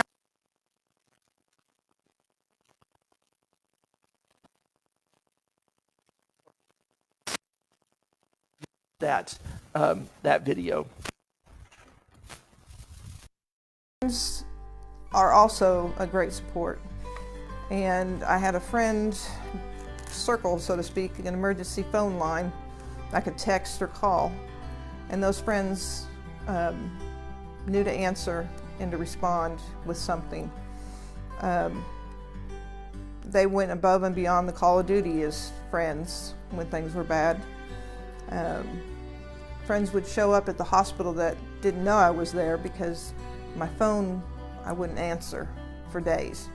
So they knew something was up, so they'd show up at the hospital.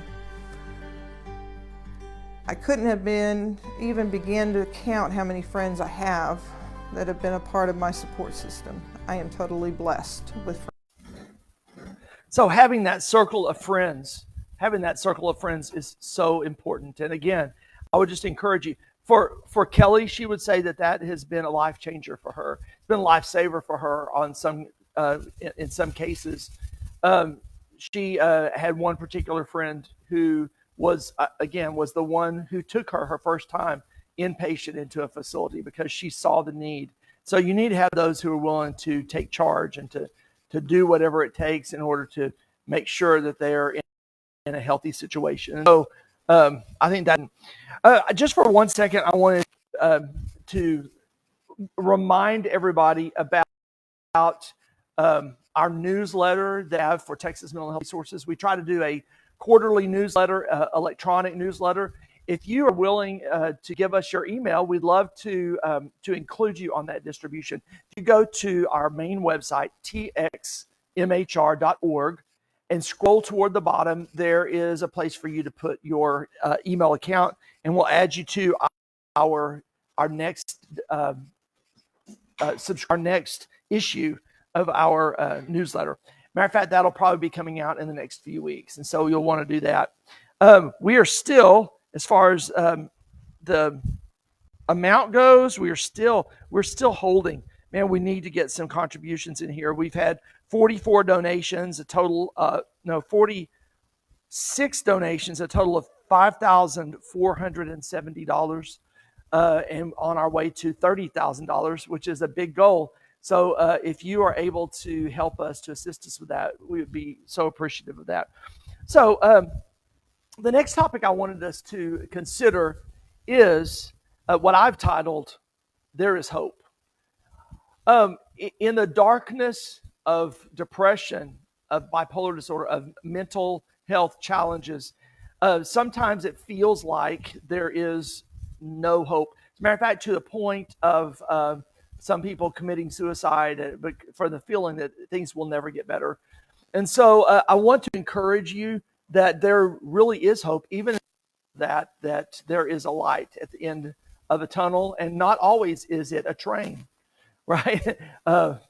You need to understand that there is hope. And so I want us to look at a couple of videos about hope. The first one is just a very brief, less than 1 minute thing where I'm talking about hope. And then I wanted to share with you a video of a song that my son wrote when his mom was at her lowest. Matter of fact, he performed it, and she was in the hospital, I believe. Is that correct? You were in the hospital. He performed it at a thing at our church, and so he wrote this and sings it. And so it's called Hit or Miss, and it is that idea of there being hope. And so he is going to play these two quick videos for you. Well, I think that I'm going to go ahead and head back inside. The wind is picking up. It's looking more like it's getting ready to rain. And I'm going to go in and out of that while I can do that. Are you in a time right now in your life where you feel like the rains are coming? Maybe they're already there. Maybe they're there in the life of someone you love. Maybe it seems like that the good times in life are just hit or miss. Well, I want to encourage you today that there is hope. There is hope for a better tomorrow. Surround yourself with those who love you. Get the help that you need. And take this journey to survive your storm.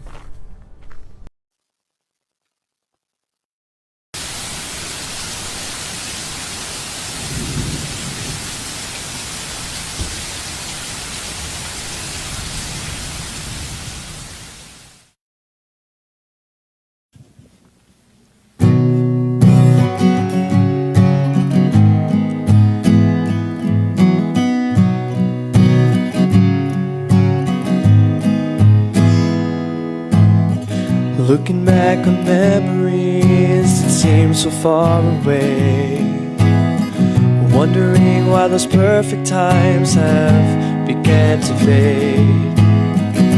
I close my eyes and watch the world go by, my hopes, my dreams, oh how I've tried. I don't know why these times have to be like this.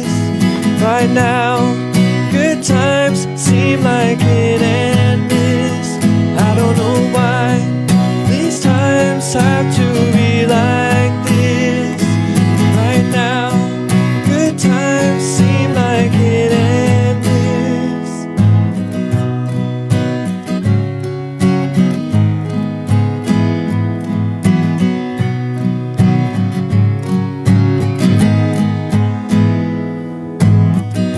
Just taking life one step at a time.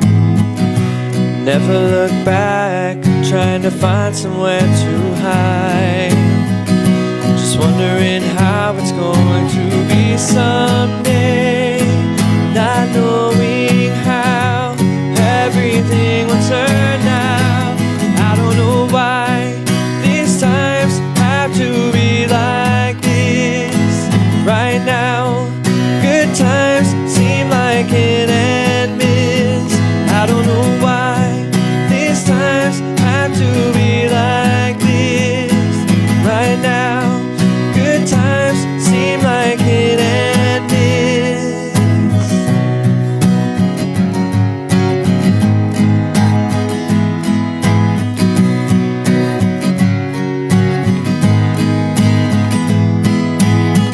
These feelings in your heart, feelings in your soul, same ones that tell you where to turn and which way to go.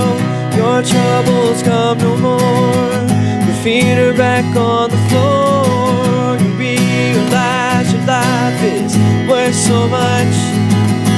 Whoa.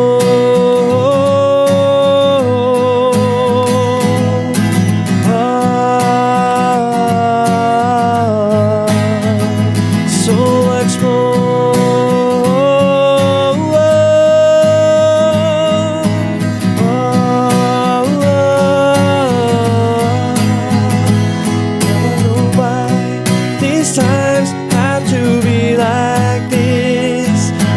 trials, these falls, I know God will fix. Now I know why these times have to be like this. These trials, these falls, I know God will fix. Now I know why these times have to be like this. These trials, these falls, I know God will fix.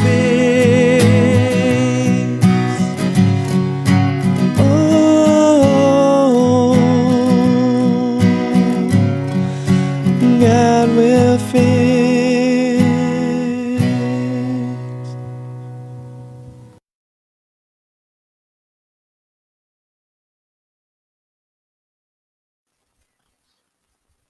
All right. Well, thank you. That was Andrew who wrote and sung that for us, for actually not for us, for his mother.